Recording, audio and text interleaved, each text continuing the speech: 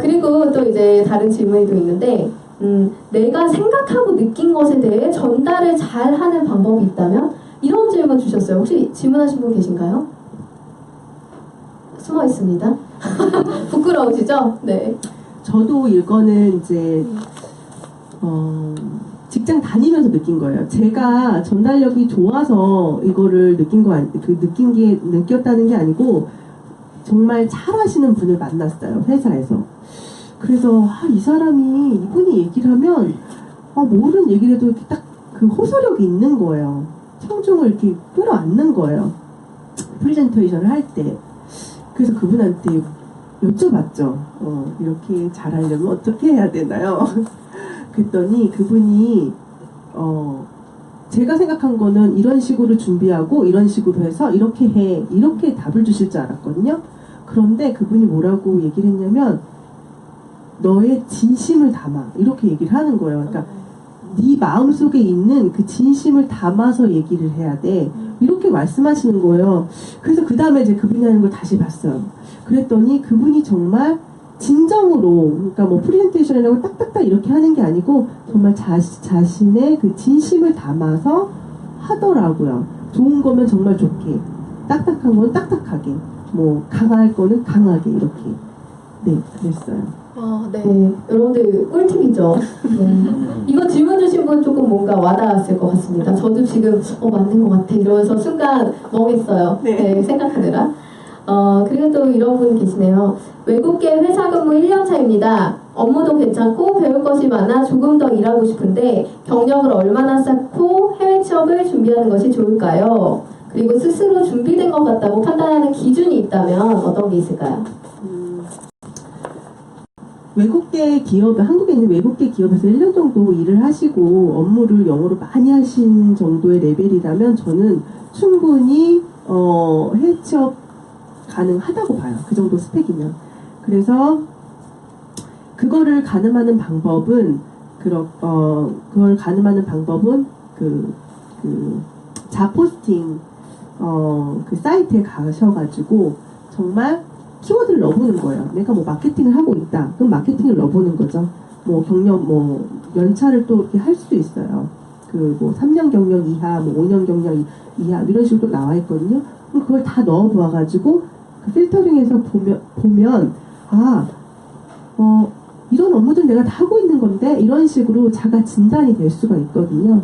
그래서 그렇게 하고, 그리고 아까 이제 설명해 주셨던 그 해외 취업 되셨던 그 오늘 이제 잠깐 인사 나눴던 그 민정 씨 같은 경우 이제 링크인을 타고 이렇게 했는데 되게 운이 좋으신 케이스예요, 사실. 그 전에 그 링크인에 왜 이력서가 있었겠어요? 되게 아까 겸손하게 그 설명을 해줬는데 왜 링크인에 그 이력서가 있었겠어요? 열심히 그 전에 준비를 다 하신 거예요. 하시고 그걸 올려놓으셨기 때문에 기회가 있었던 거거든요. 근데 저는 이제 항상 이제 이렇게 제가 어떤 행사를 하면은 오셔가지고 인사드릴 때마다 왜 아직도 한국 계시냐고, 네, 그렇게 말씀을 많이 드렸거든요. 그러니까 여러분들이 생각하는 것보다 더 쉬울 수 있는데 이 한 발을 내딛는 게 어려우신 것 같아요. 그래서 그 한 발을 내딛는 건 그렇게 이력서나 이런 걸 직접 해보시면서 떨어져 보면 또 자극이 되거든요. 그리고 떨어지면 왜 떨어지지? 또 이렇게 질문을 하게 되고, 그러면 공부를 하게 되고, 이런 과정이 그 첫 한 발이거든요. 그래서 이분한테 드리고 싶은 말은 그렇게 일단 자기가 관심 있는 지금 하고 있는 분야가 외국에서도 있는지를 먼저 찾아보시는 게 첫 순서이지 않을까 싶어요.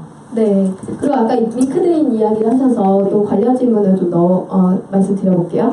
그 한국에서 링크드인 같은 걸로 지원서를 계속 넣고 온라인상에서 면접을 보고 비자 진행해서 가는 게 현실적인 플랜인지 알고 싶습니다. 이거는 해결이 됐잖아요. 해결이 됐죠. 어려운 케이스는 어렵긴 하지만 가능하다라는 거. 네. 그렇죠. 그리고 또 여기서 이야기하는 게, 그렇다면 워킹이나 이런 걸로 현지 체류하면서 이력서를 넣고 실물 면접 보는 게 가장 현실적인 건가? 비교를 저는 두 한다면. 번째예요. 두 번째. 확률적으로 비교하면 비교할 수 없을 만큼 차이가 많이 나요. 그래서 20대 분들, 지금 30대 분들은 이상하게 이쪽에 앉으시고 20대 분들은 이쪽에 앉으신 것 같은데 20대 특권이거든요. 저보러 20대로 다시 제가 20대로 다시 돌아간다면 그때는 제가 워킹홀리데이 비자라는 걸 잘 몰랐거든요. 20대 말에 알았어요. 그렇기 때문에 다시 돌아가라면 저는 그거를 최대한 활용할 것 같아요. 그래서 그 이력서에 현지 연락처와 전화번호가 있는 것과 없는 건 차이가 많이 나거든요. 그리고 저 같은 경우 그런 게 없었다면 해외 취업을 못했을 거예요. 저 같은 그러니까 그 일반 사무 직종 같은 경우는 굳이 내가 해외에서 데려올 이유는 없거든요. 제가 됐던 이유는 현지에서 직접 적극적으로 했기 때문에 됐다라고 저는 생각이 들어요. 지금 바로 뒤에 질문도 연결 질문이더라고요. 그러니까 결국에는 이제 워킹을 갈 수 있는 나이를 넘어섰대요. 그래서 네, 이제 30이 넘은 거죠, 그죠? 넘어섰는데 그래도 기회가 있을지 대부분 워킹으로 시작하는 것 같다. 근데 만약 현실적으로 그러면 어떤 방법을 취해야 돼요? 뭐 예를 들면 워킹이 안 되면 학생 비자를 끊고 들어가야 되나요? 그런 약간 구체적인 걸 좀 물어보시는 것 같아요. 그러니까 20대로 아까 얘기하다가 20대로 돌아간다면까지 하고 마무리 못했는데요. 20대로 돌아간다면 저는 워킹홀리데이로 경험을 쌓을 것 같아요. 경험에서 경력을 쌓을 것 같아요. 캐나다에서 1년, 호주에서 1년, 뭐 더블린에서 1년, 뭐 이런 식으로 워킹홀리데이 비자를 주는 나라들이 생각보다 많아요, 여러분. 검색해주시면 많아요. 그래서 그렇게 할 것 같고요. 그러면서 내가 좋아하는 일, 뭐 경험도 쌓고 이렇게 할 것 같아요. 좋아하는 일 찾아갈 것 같은데, 근데 질문 주신 30이 넘으면 어떻게 해야 되냐? 30이 넘으면은 조금 더 어려울 수 있다라는 것이지 안 된다는 건 아니에요. 제가 첫 취업을 한 것도 30이 넘었다고 했잖아요. 제가 첫 취업을 할 때 관광비자로 들어갔어요. 네. 관광비자. 네. 학생 비자도 아닌 관광비자로 해서도 하는 케이스가 있더라. 네. 그리고 그런 부분을 에피소드를 책에다가 되게 많이 그러니까 좀 자세하게 담으려고 노력을 했거든요. 그래서 관광비자로 갔지만 그래서 어려웠었다라는 것도 느끼실 수 있으실 거예요. 쉽진 않아요. 하지만 되는 케이스도 있다라는 거. 네. 그리고 보면 이제 현지에 약간 한국 어학원 같은 것도 있고 한국어로 업무를 보는 환경들도 사실 있더라고요. 제가 봤던 거는 우선은 그런 걸 조금 노려서 갈 수도 있지 않나요? 네, 제가 아는 언니가 딱 그렇게 있었어요. 네, 지금 되게 좋은 말씀 해주셨는데 그게 더 현실적일 수가 있어요. 제가 미국에 갔을 당시 그렇게 영어를 유창하게 한 건 아니었거든요. 영어가 그러니까 영어를 더 잘해야 되는 정도의 레벨, 한 중상 정도? 그 정도였어요. 그랬기 때문에 제가 첫 해외 취업을 했던 곳은 오너분은 약간 좀 케이스가 좀 비슷한데 오너분은 한국 분이셨어요. 그리고 뭐 이메일이나 이런 것도 영어로 쓰시는 분이었어요. 하지만 또 사내에선 한국 분들이 사무직 하시는 분들은 한국 분들이 좀 계셨고 하지만 제가 실질적으로 업무를 하는 사람들은 현지인들 그리고 현지 회사에서 온 분들 거래처들이 거의 대부분이었고 그래서 저는 그 단계를 밟았던 것이 캐나다 와서 대기업에서 일을 할 때 그게 되게 도움이 많이 됐어요. 같은 업무인데 제가 만약에 미국 경력이 없이 바로 갔었으면은 힘들었을 거예요. 캐나다 그 잡을 잡는데 포지션을 잡는데 하지만 미국에서의 그게 하나의 단계, 하나의 쿠션 이런 역할을 해줬죠. 네. 네, 그래서 여러분들도 뭔가 약간 영어 이런 것도 사실 정말 부족해도 가면 느는 건 있는 것 같아요, 그죠? 그래서 돈을 들이셔서 가세요.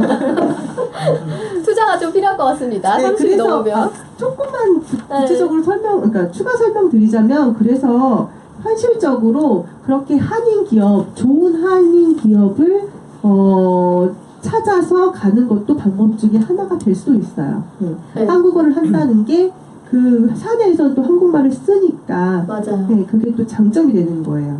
제가 아는 언니가 워킹으로 왔어요. 워킹으로 와서 한인 시드니 그쪽 길에 있는 뭐라 그러지? 한국인 대상 기념품 파는 데 있죠. 기념품 샵. 거기서 이제 왜 양크림 이런 거 있잖아요. 태방크림 같은 거 팔고 그런 데서 그냥 아르바이트를 하다가 직원으로 채용돼가지고 호주에 놀러 앉게 된 케이스가 있었거든요. 되게 럭키한 케이스인 것 같아요. 제가 그런 케이스 하나 더 드리자면, 저는 그 2010년도에 밴쿠버에서 동계 올림픽이 열렸어요. 그때 되게 관광객들이 많이 오니까 그 호텔이나 이런 업계에서 사람이 되게 부족한 거예요. 그래서 잠시 이민의 그 영주권이나 이런 그 취업비자 이런 그 카테고리를 넓히고 늘리고 이렇게 한 때가 있었어요. 저도 몰랐어요, 사실. 그래서 그 식당에서 그 디시워셔라고 하죠. 설거지하는 분도 취업 비자를 내줘서 대박이네요. 네, 되신 분도 계세요. 그러니까 이게 항상 오르락내리락 해요. 미국 같은 경우 되게 어려웠어요. 영주권 받기가. 제가 2008년도에 갔었는데 그게 되게 어려웠는데, 그게 저 때는 저도 미국에서 살아볼까 해서 영주권을 신청했는데 한 10년이 걸린다는 거예요. 취업비자에서 영주권까지 건너가는 그 기다리는 게. 그래서 10년은 너무했다. 한 회사에서 내가 10년을 넘는 근무를 해야 되는데, 그래서 중간에 포기를 했어요. 근데 그 다음에 넣으신 분들이 2년 만에 3년 만에 받은 거예요. 저보다 한 2, 3년 후에 넣으신 분들이. 그러니까 이게 그러니까 딱 가능하기가 좋아야 운도 있어야 돼요. 네. 제가 듣기로는 약간 광복절 특사처럼 선거철에 확 이렇게 영주권 풀어주는 경우도 있다고. 네, 미국 같은 경우 그런 때가 이렇게 몇 년에 한 번씩 온다고 하더라고요. 네.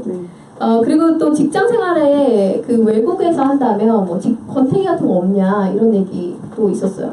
권태기가 안 오지 않을까라는 희망인가 봐요. 권태기가 올 틈이 없었어요, 사실. 왜냐면 제가 회사를 옮길 때마다 어떤 새로운 업무, 새로운 환경, 그리고 영어를 써야 되는 그게 더 영어를 쓰는 시간이 더 많은 거, 이런 식으로 올랐기 때문에 항상 들어갈 때마다 어떻게 하면 처음에는 3개월 동안 어떻게 살아남을 것인가, 아까 말씀드렸죠?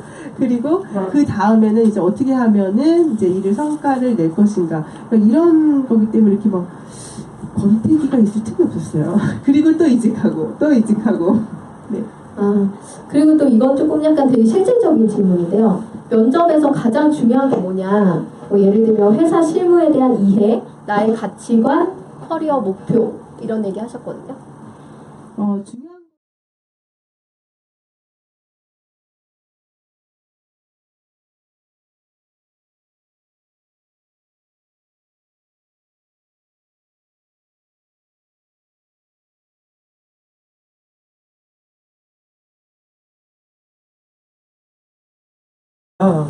근데 그래도 주말에 심심하고 또 마침 그 이력서와 그런 강의를 한다고 하고, 그리고 제가 하는 일이 HR이에요. 인사부. 근데 저도 이력서와 커버레터를 많이 받기는 하는데 거의 정작 업무를 하면서는 어떤 게 좋은 이력서고 어떤 게 좋은 커버레터고 이런 거를 거의 신경 쓰지 못하고 거의 그 내용에만 주력하고 해서 제 이력서를 정작 잘 업데이트를 하지는 못했었어요. 그런 걸 바로 중2 제 머리 못 깎는다고 하잖아요. 그래서 이제 우연히 듣게 되었고요. 근데 듣고서도 저는 제가 감히 해외 취업을 해야겠다 이런 생각을 하지는 못했었어요. 하지만 어떻게 하다 보니 지난 여름에 싱가포르로 해외 취업을 하게 되었고요. 그리고 지금도 소속은 싱가포르인데 한국으로 이제 오피셜하게는 출장을 와 있고요. 출장 집에서 다니는 게 좀 출장이긴 하지만 네, 그렇게 와 있고, 네, 레이첼님 덕분에 저도 이제 이력서랑 커버레터를 잘 업데이트를 했고요. 그리고 그 사이에 되게 많은 이직 시도를 했어요. 시도를 했는데 저도 한 100번 시도해서 한 99번쯤 안 됐던 것 같아요. 근데 저는 계속 국내로 이직을 준비를 하고 있었는데 어느 날 해외에서 전화가 왔어요. 제 링크드인 타고서 근데 와서 전화가 왔어요. 전화 딱 받았더니 싱가포르인인 거예요. 근데 그 액센트를 너무 못 알아들어서 진짜 못 알아들어서 첫 면접이라고 하기엔 첫 콜을 진짜 못 받았거든요. 그래서 연락이 안 올 줄 알았어요. 근데 그로부터 한 2주 후에 전화가 또 왔어요. 그랬더니 GM이 한국에 갈 일이 있는데 그때 한번 만나보겠냐고. 그래서 그 말도 싱가포르의 그 액센트로 들어서 제가 그걸 잘 알아들었나 긴가민가 했는데 오케이 잘 모르니까 그냥 무조건 오케이 했는데 진짜 제 이메일로 그 인터뷰 일정이랑 이게 왔더라고요. 그래서 이게 그렇게 못 알아듣지는 않았구나 라고 생각을 하고, 그리고 그 다음에 이제 정말 만나고 또 몇 번의 면접을 더 거쳐서 저는 이제 합격을 하게 되었고요. 처음에는 저는 그렇게 연락이 온 경우가 사실 많아서 AP나 뭐 홍콩 오피스나 싱가포르 오피스나 이런 데서 연락이 오고 한국에서 일하는 경우가 많아서 그런 줄 알았는데, 이제 알고 보니 싱가포르에서 이제 얼마간 일하고 나중에 그 싱가포르의 그 브랜드를 한국으로 들여오는 프로젝트예요. 그래서 내년 초에는 완전히 한국에 정착을 할 거고요. 그래서 결론은 해외 취업이라고 해서 완전 처음부터 뭐 유학생이거나 처음부터 외국에 나갔거나 그런 베이스가 있거나 그런 게 아니어도 그냥 한국에서 얌전히 회사를 다니다가 얌전히 다니다가 어느 날 소환을 당해서 바깥으로 나가는 그런 경우도 있다고 말씀드릴 수 있고요. 잠깐 경험해 보니 이게 훨씬 더 현실성이 있어요. 그럼 처음부터 해외에서 시작하실 수 있으면 제일 좋은데 잘 안 돼도 한국에서 열심히 일을 하다가 그거를 잘 설득시켜서 밖으로 나가는 게 더 성공률이 높을 것 같아요. 그래서 여러분들 모두 다 이제 레이첼님의 책을 잘 읽으시고 이력서도 잘 업데이트를 하셔서 해외 이직 성공하실 수 있길 바라고요. 혹시나 이제 저한테 도움이 필요하시거나 하시면 나중에 뭐 제 블로그나 이쪽으로 오셔가지고 문의 주시면 제가 아는 선에서는 모두 답을 드리도록 하겠습니다. 감사합니다.